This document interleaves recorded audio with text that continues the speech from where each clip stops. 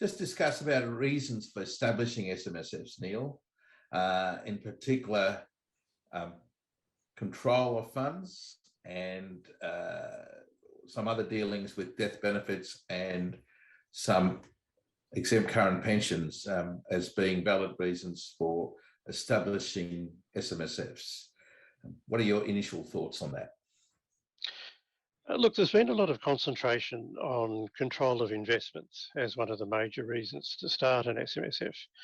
And from my perspective, that really only goes an initial way into the range of benefits that the SMSF structure provides to the clients and to the advisors. I look at a whole range of things. To me, an SMSF is a nice estate planning vehicle, and that links in beautifully with the other parts of a client's estate plan.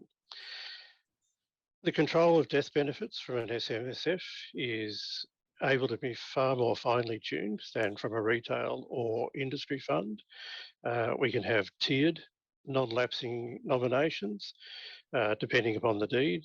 We can actually have certain binding death benefit nominations renewed by an enduring power of attorney, which you can't, to my knowledge, do through an industry fund.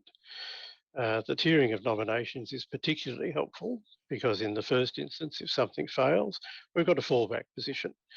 We've also got the capacity when people are in retirement pension phase to look at the control of taxation events such as capital gains on the sale of a property, for example.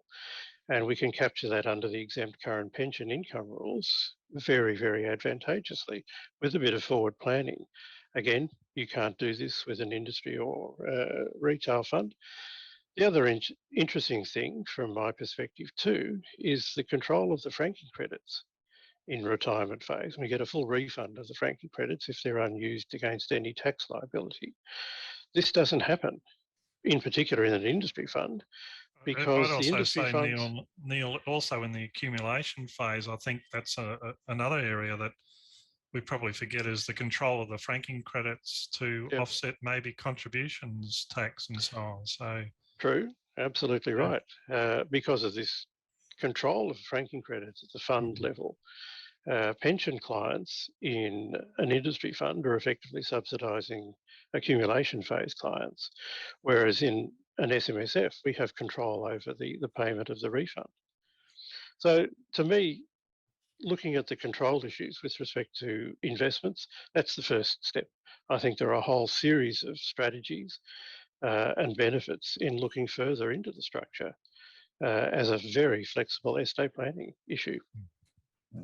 I suppose what we're trying to do, Archie and Neil, is everyone can say control, I got control of my investments when, and especially with some of the industry funds offering what I'd call a type of DIY perspective. So really, if you're only going to hang your hat on just one thing, then you're likely to be attacked. So we should be really, I suppose, singing the benefits of a self-managed super fund just beyond control of the investments.